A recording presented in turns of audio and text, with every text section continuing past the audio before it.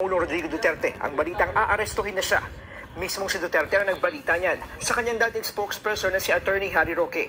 Hindi ako nakatulog kasi tinawagan ako ni Tatay Digo at ang sabi niya nakakuha siya ng informasyon na anytime daw baka siya arestuhin.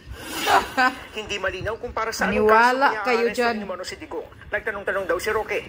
Hindi dinetalye ni Roque kung sino ang nagpapabuwag at kung sino ang kanyang source. Pero ang sigurado raw, laman na rin ito ng mga usapan ng mga taga-Task Force Davao. Tila senyales daw yan ang posibleng ang pag-aresto sa dating Pangulo. Alam nila na loyal sa mga Duterte itong Task Force Davao, so parang nagkaroon nga ng yan uugo ngayon na bubukin daw ang Task Force Davao. April 2003 nang buuin ng Task Force Davao sa ilalim ni Davao City Mayor Digong. 700 sundalo ang kasapi niyan na layong protektahan ng lungsod laban sa terorismo. Bukod dyan, ayon kay Roque, nagpunta raw sa Davao si AFP Chief Romeo Browner Jr. nitong Sabado. Hindi raw malinaw para ito saan. Alam nila na loyal sa mga Duterte itong Task Force Davao, so parang nagkaroon nga ng yan uugo ngayon na bubukin daw ang Task Force Davao. Agad namang pinasinungalingan ng Armed Forces of the Philippines ang mga alegasyon ni Roque. There's no such issuance of any directive for the disbanding of the Task Force Davao.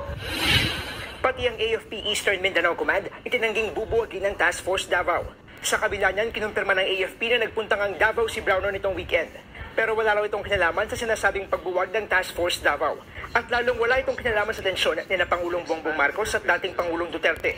Ang totoong dahilan ay ang pagtugon sa matinding baha sa rehiyon. The Chief of Staff went to Davao last weekend, but his sole purpose was...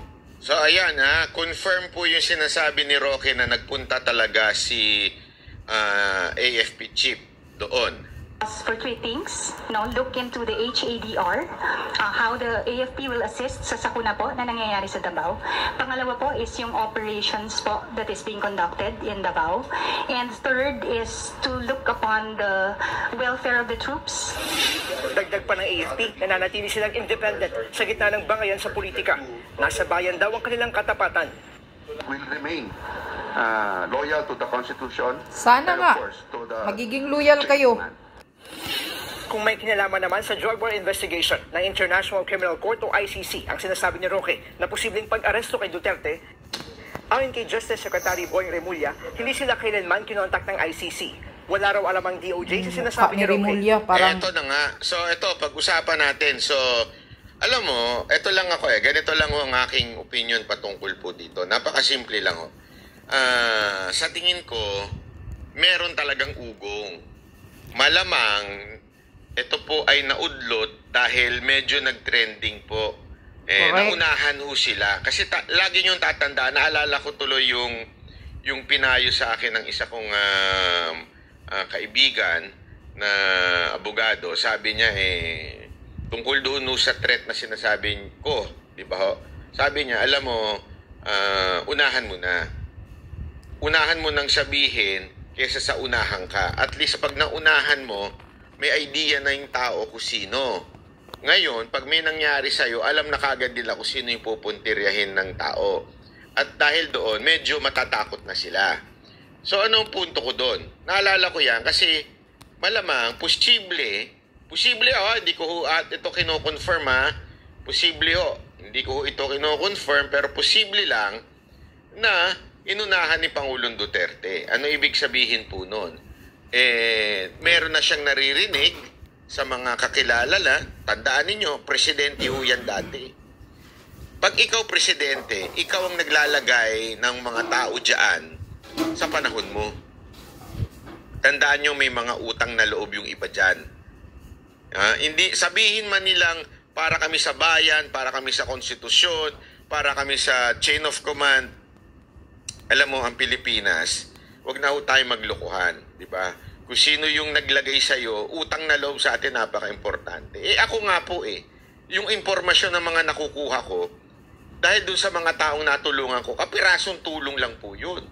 Paano pa kaya yung mga natulungan ni Pangulong Duterte sa mga sundalo, mga na-appoint niya nung time na yon, di ba ho? Sigurado kung meron po siyang alam. Ngayon, siguro dahil doon, binibigyan siya ng impormasyon. At para hindi matuluyan, inilabas niya na kaagad. Di ba ho? So, nilabas niya, siguro over the time, kaya sabi pa nga ng isa, umabot na ng 300 plus thousand. Abay, meaning medyo nag-trending at nakarating siguro sa... Kasi nung Sunday, buong Sunday yan remember, Sunday yung spokes hour na yan. Hindi yan pinapansin Until nag-trending yan sa video natin. Hindi ko sinasabing ako may dahilan Hindi yun ang punto ko dito. Ang sinasabi ko dito, nag-trending po, kaya siguro nag-ingay, maaari, dahil doon sa pag-iingay na yon, medyo sandali, kabig muna tayo ng konti. Kasi alam nyo, marami namang ganyang pangyayari sa Pilipinas na lumalabas tapos biglang kumakabig sila. Okay? Kasi pag may lumabas na balita, di ba? Paano naman yung sinasabi ni Remulla na wala naman ako-coordinate sa kanyang ICC? Si Remulla, paniniwalaan nyo? Sa 10 sinabi niyan, 5 doon kasinungalingan Ay, hindi pala 5. Mga 11 ang kasinungalingan doon.